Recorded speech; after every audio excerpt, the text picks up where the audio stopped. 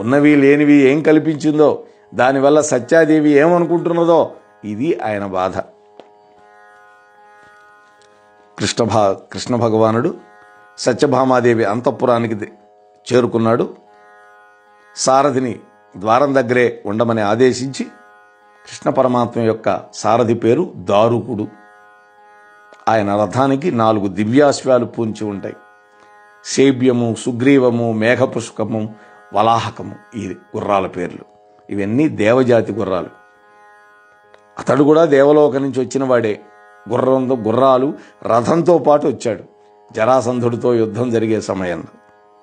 అప్పటి నుంచి కృష్ణ భగవానుడి దగ్గరే ఉంది. ఆయన శరీరాన్ని భూమి మీద విడిచిపెట్టే వరకు ఇక్కడే ఉంది. తర్వాత ఆయన దారుకుడిని ఆదేశించాడు. అవన్నీ భాగవతంలో వస్తాయన్నమాట. తానొక్కడే లోపలికి వెళ్ళాడు. అయితే సినిమాల్లో వసంతగుడు అనేవాడిని వెంట పెట్టుకొని వెళ్ళినట్టు ఈ పద్మనాభానికి ఆ క్యారెక్టర్ ఇచ్చారు శ్రీకృష్ణ తులాభారంలో. అయితే కవి అటువంటివేం రాయల. అంత నిశ్శబ్దంగా ఉంది. ఆ నిశ్శబ్దాన్ని చూసి స్వామి అనుకుంటున్నాడు, ఏమిటి నా సత్యాదేవి మందిరం మునుపుట్లాగా లేదే, చిన్నబోయింది, వన్నె తరిగిపోయినట్టు కనిపిస్తోంది. బహుశా సత్యభామతోటి ఆ పారిజాత పుష్పం గురించి అక్కడ చూసినటువంటి చెలికెత్తి చెప్పేసేందేమో. లేకపోతే ఎప్పుడు గోరు వంకలకి చక్కెర తినిపించడం, లేళ్లను ఆడించడం, వీణలు మీటుతూ వినోదించటం, రాజహంసల చేత నడకలు నడిపించటం, ఇవన్నీ చేసేటటువంటి చెలులు ఎవరూ కనిపించటం లేదు ఈ భవనంలో అని కృష్ణుడు తనలో అనుకుంటున్నాడు.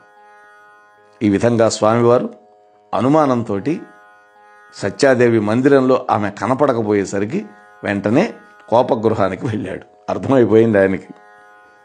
ఆ రోజుల్లో రాజులకి అంతఃపురాలు ఉంటాయి కదా, రాణీలకి. దాంట్లో ఒక బెడ్రూమ్తో పాటు కోపగృహం కూడా ఉండేదన్నమాట. శ్రీమద్ రామాయణంలో కైకేయి కూడా కోపమందిరంలోనే ఉన్నప్పుడే దశరథుడు వెళ్ళాడు అక్కడికి. ఇది మనం బాలకాండలో చూసాం. సరే, కోపగృహంలోకి వెళ్ళాడు. అక్కడ సత్యభామాదేవి ముసుగ్గొప్పుకొని ఉన్నది.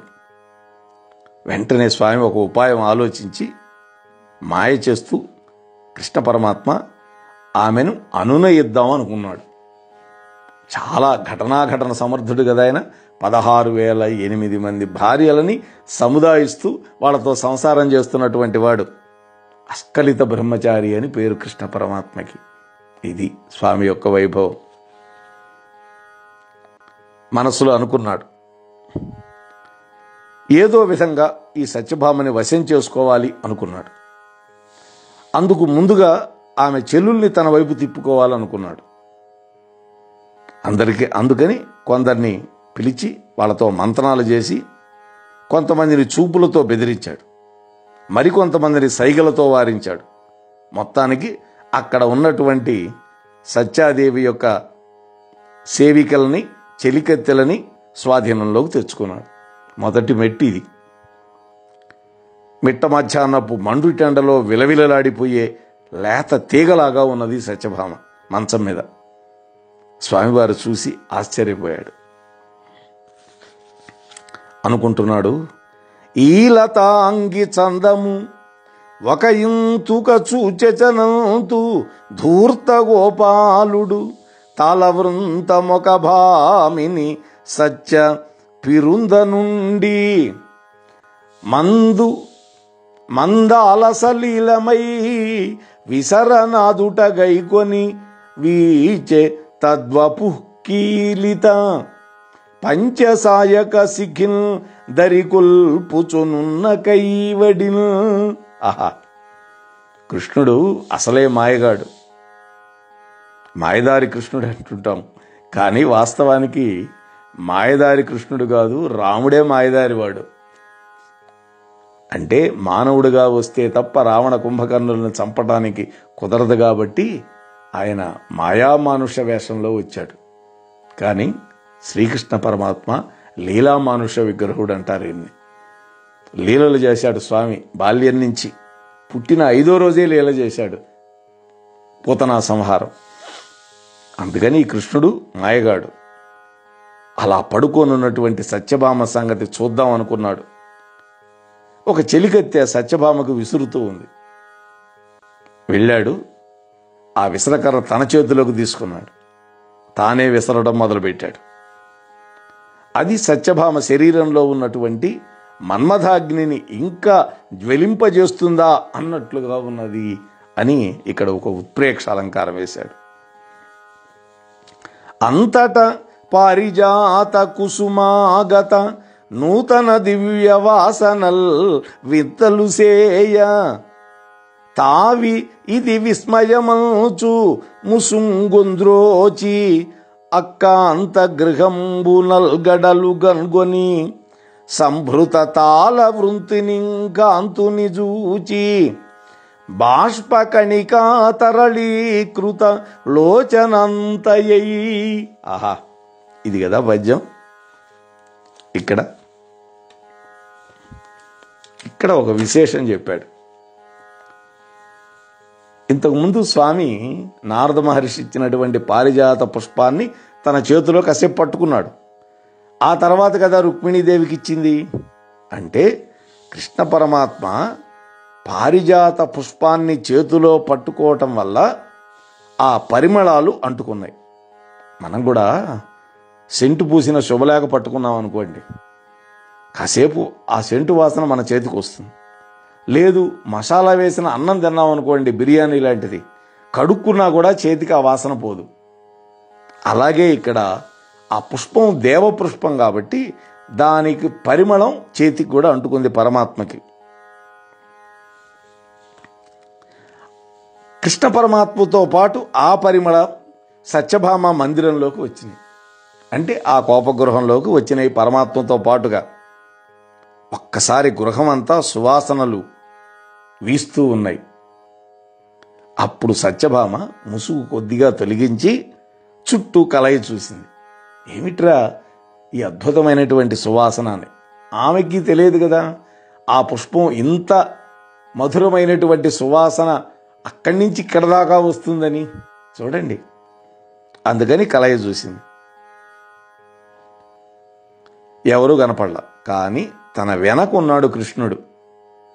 ఆమె తల వెనకాల చేతిలో విసనకర్రతో విసురుతూ ఉన్నాడు. చూసింది, ఆశ్చర్యపోయింది. అంతే, కన్నీట్లు బొట్లు బొటపటారాలినాయి. మళ్ళీ వెంటనే ముసుగుదన్నింది. అంటే నటిస్తోంది ఆమె కూడా అలక. కన్నీళ్లు రావడం వల్ల సత్యాదేవి ఆ ముసుగులోనే పడుకోనుంది. ఆ కంటి కొనల నుంచి కన్నీళ్లు ఒక ఆకు మీద పడే తేనె బొట్టులాగా చిక్కిళ్ల మీదకు జాలువారుతూ ఉన్నాయి. అందుకని సత్యభామ ముసుగు కప్పుకుంది, ఇది కనిపించకూడదని.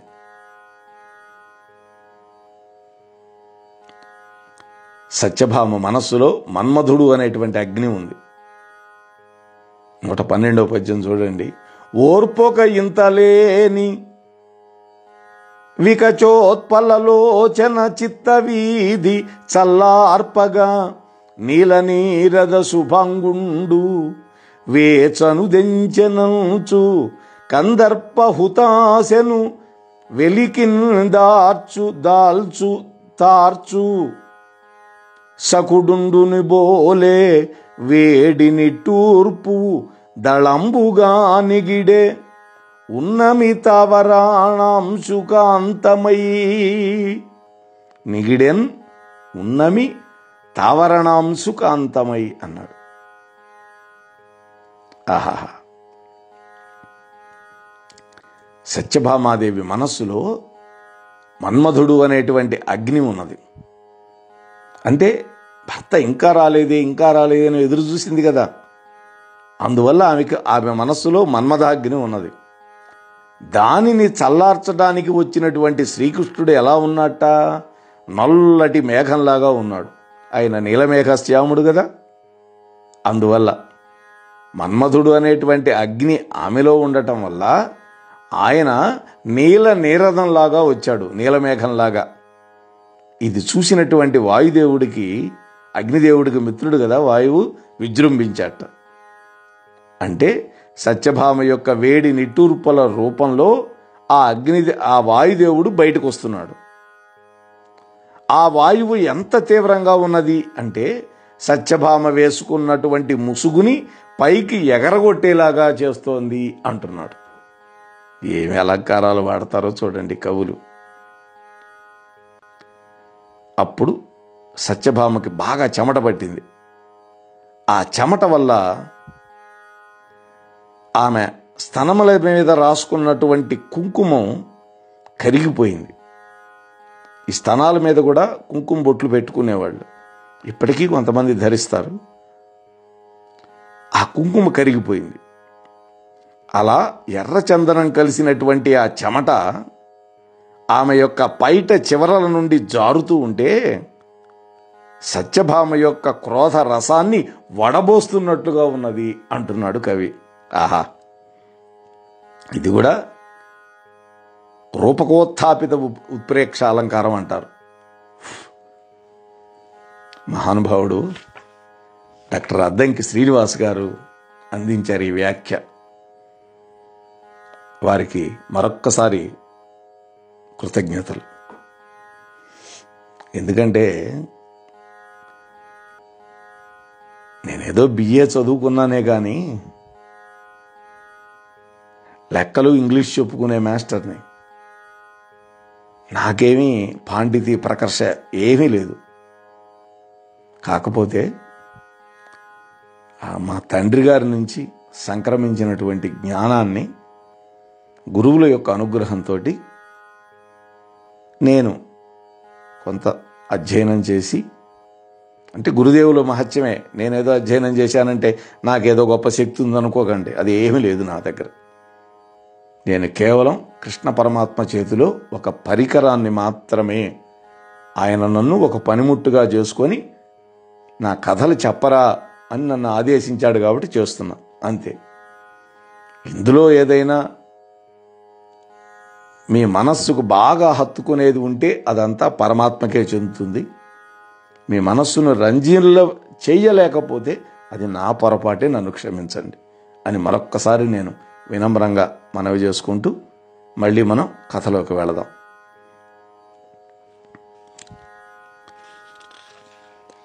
ఈ విధంగా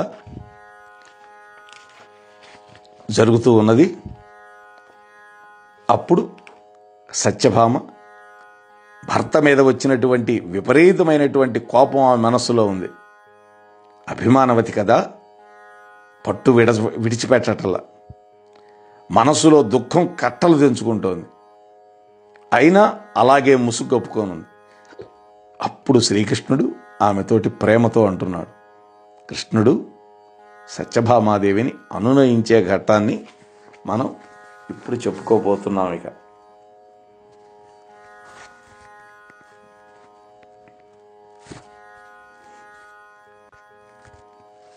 మరి ఈ అద్భుతమైన ఘట్టాన్ని పూర్తి చేయాలంటే మనకు అరగంట పైనే పడుతుంది.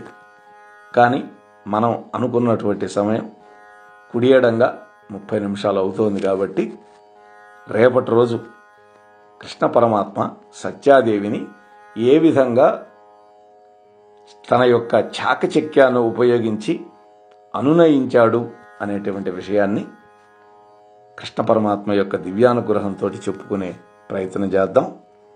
అంతవరకు స్వస్తి. ఇంతవరకు మన ఛానల్కి ఎవరైనా సబ్స్క్రైబ్ చేసుకోకపోతే ఇప్పుడే ఈ క్షణమే సబ్స్క్రైబ్ చేసుకుని ఆ పక్క నుండి బెల్ బటన్ మ్రోగించి మమ్మల్ని ప్రోత్సహిస్తారని మనస్ఫూర్తిగా కోరుకుంటూ ధన్యవాదాలు.